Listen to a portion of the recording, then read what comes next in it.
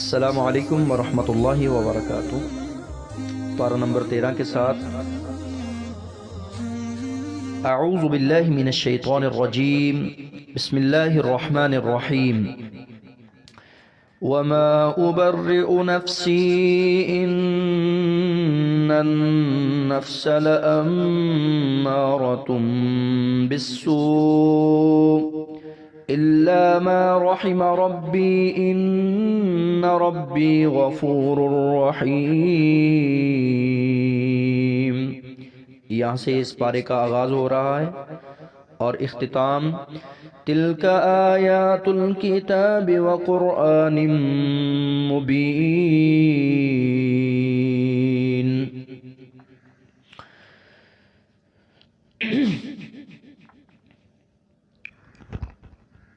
پارے کے آغاز میں نفس امارہ کا تذکرہ، جو ابھارتا رہتا ہے رب کی بغاوت پہ،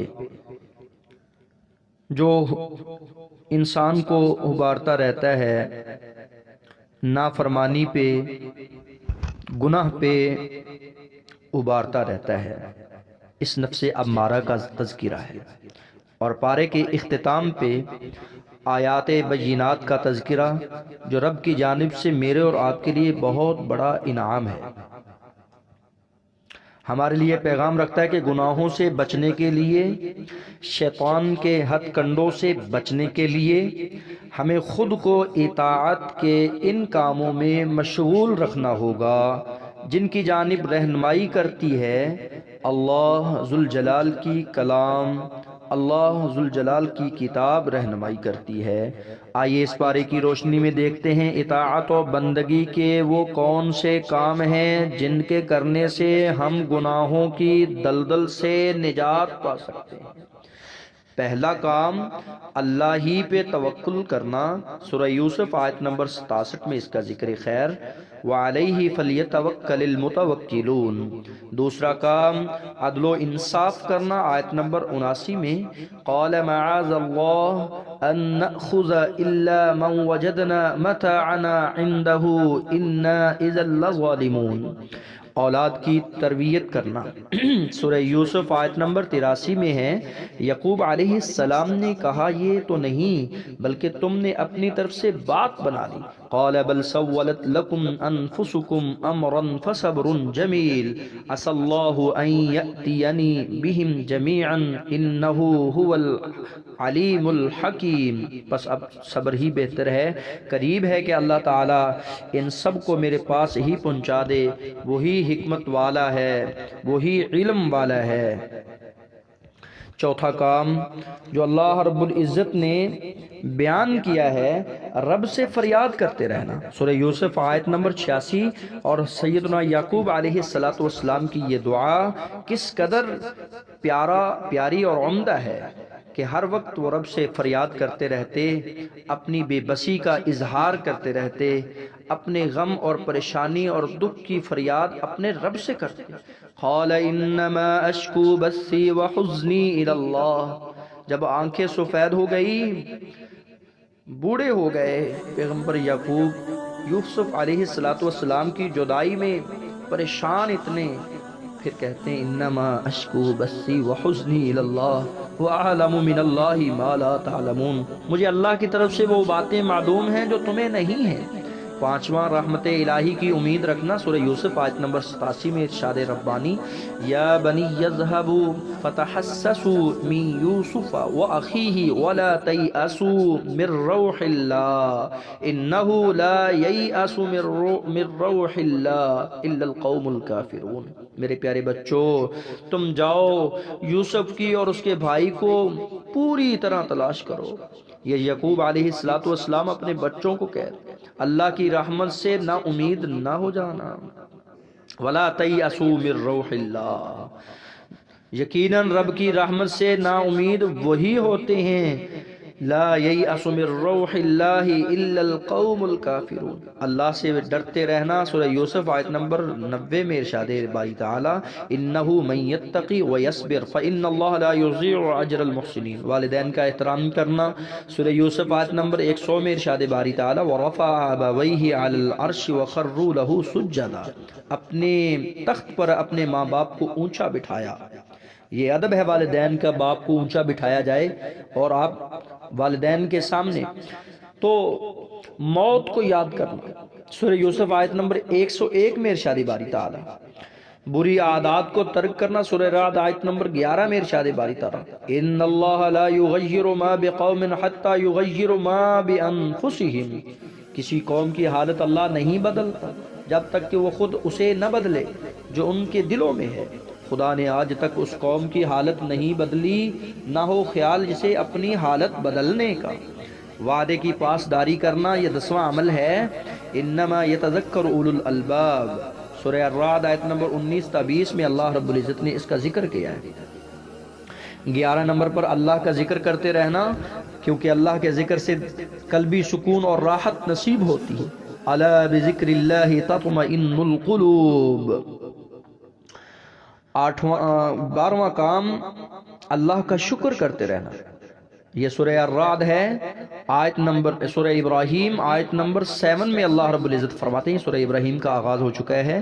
وَإِذْ تَأَذَّنَ رَبُّكُمْ لَئِن شَكَرْتُمْ لَأَزِيدَنَّكُمْ وَلَئِن كَفَرْتُمْ إِنَّ عَذَابِي لَشَدِيدٌ، اور جب تمہارے پروردگار نے تمہیں آگاہ کر دیا کہ اگر تم شکر گزاری کرو گے تو بے شک میں تمہیں زیادہ دوں گا، اگر تم ناشکری کرو گے ان عذابی لشدید، یاد رکھنا میرا عذاب بہت سخت ہے۔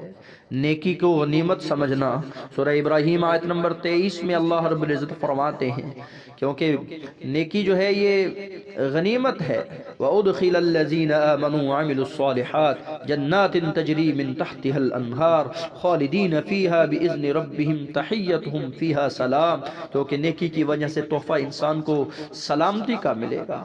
نیکی کی وجہ سے انسان رب کی جنت میں ہمیشہ ہمیشہ چلا جائے گا، اس جنت میں جس جنت سے کے نیچے سے نہریں چلتی ہیں۔ 14واں کام خیر بانٹتے رہنا چاہیے، سورہ ابراہیم آیت نمبر 24 الم تر کیف ضرب اللہ مثلا کلمۃ طیبۃ کشجرۃ طیبۃ اصلها ثابت وفرعها فی السماء، کیا آپ نے انہیں دیکھا کہ اللہ تعالیٰ نے پاکیزہ بات کی مثال کس طرح بیان فرمائی؟ مثل ایک پاکیزہ درخت کے جس کی جڑ مضبوط ہے اور جس کی ٹہنیاں آسمان میں ہیں۔ ایمان کی فکر کرتے رہنا۔ 15 نمبر پہ یہ عمل ہے، سورہ ابراہیم آیت نمبر 27 میں اللہ رب العزت نے اس کا ذکر کیا ہے، یثبت اللہ الذین آمنوا بالقول الثابت فی الحیاۃ الدنیا وفی الآخرہ، ایمان والو اللہ تعالیٰ پکی بات کے ساتھ مضبوط رکھتا ہے، دنیا کی زندگی میں بھی اور آخرت کی زندگی میں بھی۔ پکی بات، ایمان کی بات، ایمان کی فکر۔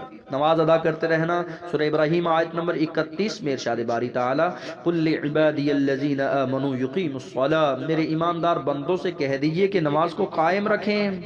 ملک و ملت کے لیے دعا کرتے رہنا، جیسا کہ جناب ابراہیم خلیل اللہ نے اپنے مکہ کے لیے یہ دعا مانگی، رب اجعل ھذا البلد آمنا۔ سورہ ابراہیم آیت نمبر 35 میں یہ دعا ذکر، رب اجعل ھذا بلدا آمنا وجنبنی وبنی ان نعبد الاصنام۔ ابراہیم علیہ السلام کی یہ دعا بھی یاد کرو جب انہوں نے کہا اے میرے پروردگار رب اجعل ھذا البلد آمنا، اس شہر کو امن والا بنا، مجھے اور میری اولاد کو بت پرستی سے بچا، پناہ عطا فرما۔ تو ملک و ملت کے لیے ہمیں بھی دعا کرتے رہنا چاہیے۔ اولاد کے لیے سیدنا خلیل اللہ کی سیرت سے یہ پیغام ملا، سورہ ابراہیم آیت نمبر 37 میں اس کا ذکر خیر کہ اولاد کے لیے بھی ہمیشہ دعا کرتے رہنا چاہیے۔ اے اللہ ربنا لیقیم الصلاۃ، یہ جو اے میرے پروردگار میں نے اپنی کچھ اولاد اس بے کھیتی وادی میں بے آب و گیا جگہ پہ تیری حرمت والے گھر کے پاس بسائی ہے، اے ہمارے پروردگار یہ اس لیے کہ وہ نماز قائم رکھیں، پس تو کچھ لوگوں کے دلوں کو ان کی طرف مائل کرتے، فجعل افئدۃ من الناس تہوی الیہم وارزقہم من الثمرات، پھلوں کی روزیاں عنایت فرما، لعلہم یشکرون، کہ یہ بن جائیں تیرے شکر گزار بندے بن جائیں۔ اولاد کے لیے دعا کرتے رہنا چاہیے۔ 19 مقام اللہ کے عالم الغیب ہونے کا یقین رکھنا، سورہ ابراہیم آیت نمبر 38 میں اللہ رب العزت نے اس کا ذکر کیا ہے۔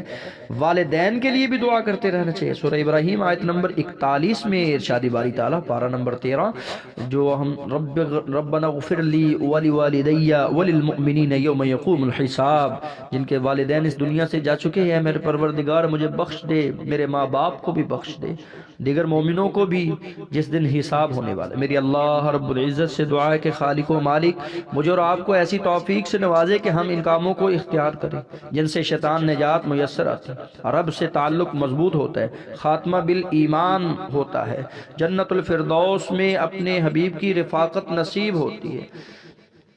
سبحان ربک رب العزت عما یصفون وسلام علی المرسلین والحمد للہ رب العالمین۔ ملتے ہیں پارہ نمبر 14 کے ساتھ۔